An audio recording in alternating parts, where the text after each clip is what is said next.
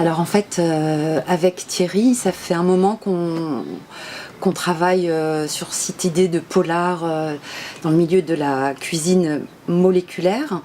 Et on avait déjà écrit ensemble plusieurs textes, donc on se connaît assez bien au niveau de l'écriture.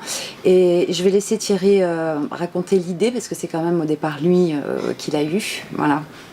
Alors, c'est vrai, d'abord, je connaissais le travail d'Odile, et en même temps, je revenais d'un reportage à Tijuana où j'avais vu des scènes horribles de meurtre dans le cadre d'une émission, d'un reportage un peu dur à vivre, et je me suis dit, est-ce qu'il n'y a pas d'autre moyen que de faire mourir les gens autrement qu'en les découpant en morceaux ou en les tuant avec un pistolet. Et est venue cette idée de la cuisine moléculaire. Pourquoi la cuisine moléculaire? Parce que la cuisine moléculaire est un outil de compréhension. C'est pas une tendance de cuisine, c'est de comprendre le mécanisme qui fait que dans une feuille de laurier, il y a une huile essentielle, il y a un certain nombre de fibres qui peuvent être extrêmement intéressantes. Et quand on a cette connaissance-là, eh bien, on peut influencer telle ou telle saveur, tel ou tel mariage. Et puis, on peut aussi changer des fois le cours de l'histoire quand on connaît l'histoire de la personne qu'on voudrait voir disparaître, avec certes en lui faisant vivre un dernier plaisir, mais quand même la voir disparaître.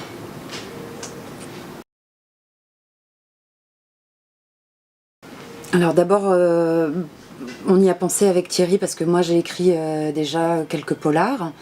Et du coup c'est venu assez naturellement, c'est un genre que lui et moi on affectionne particulièrement. Donc voilà, moi comme j'avais déjà dans mes précédents polars, je travaillais sur la police scientifique, la naissance de la police scientifique, ça se rapprochait avec la cuisine de Thierry qui a quelque part qui est un petit peu scientifique aussi. Voilà.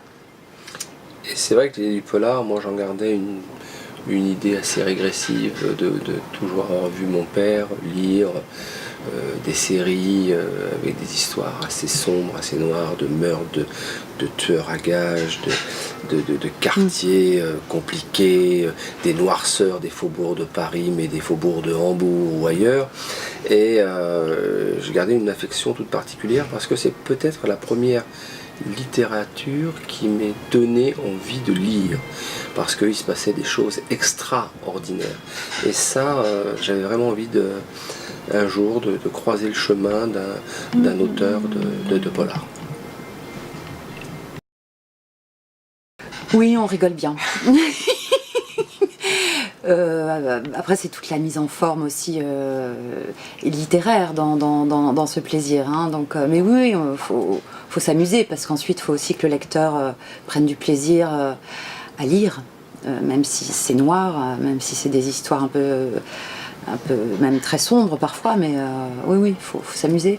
Oui, c'est aussi là-dedans la noirceur, il peut y avoir du divertissement. Il faut que le lecteur s'approprie un peu l'histoire et puis dire ce que je ne réaliserai pas dans le monde réel. Tiens, c'est quand même pas mal de penser que cela pourrait être possible. On se parle beaucoup. Oui, on se parle beaucoup. Déjà dès le départ, on s'est fait de nombreuses réunions de travail pour réfléchir l'histoire. Donc il y avait forcément avec Thierry une envie aussi il y avait le Japon qui était pas loin. Donc ensuite comment... C'est un projet qui a mûri longtemps, hein. Donc voilà, après il faut créer les personnages. Et puis voilà, on se parle beaucoup, on se fait des ping-pong. Et puis ensuite sur la forme littéraire, c'est très agréable de travailler avec Thierry parce qu'il m'a fait confiance quand même aussi, donc ça c'était important. Voilà.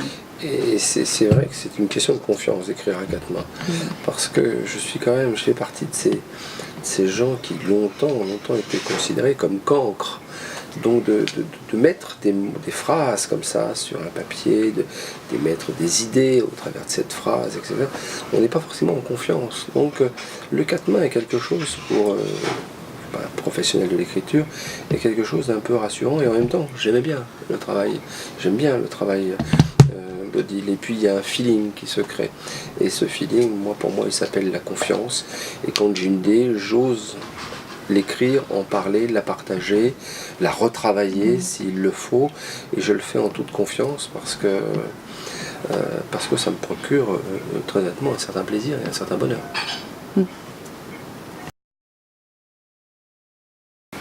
Avec plaisir, ce sera, en tout cas, si ça doit se faire, oui, bien sûr. C'est des collaborations toujours, quand je viens de l'évoquer, mais c'est toujours du feeling, de la confiance, une personnalité qu'on rencontre, avec qui on aime travailler. On a toujours peur en France de ce mot travail, mais est-ce que c'est du travail? Est-ce que c'est du plaisir? Est-ce que c'est du plaisir à travailler? Eh bien ça, c'est ça. Et je suis un artisan, je l'ai évoqué plusieurs fois. Et dans l'artisanat, ce lien avec le geste, l'écriture, le partage d'un savoir-faire, que Odile maîtrise totalement, connaissance d'un univers qui est celui de la cuisine, celui du Japon, eh bien c'est de croiser ses compétences, ses connaissances qui fait qu'à un moment donné, encore une fois, j'y tiens beaucoup, mais ça crée des liens forts, et ces liens, ça s'appelle effectivement du feeling et de la confiance. Donc on verra, en tout cas la fin du livre laisse supposer qu'il peut éventuellement y avoir une suite.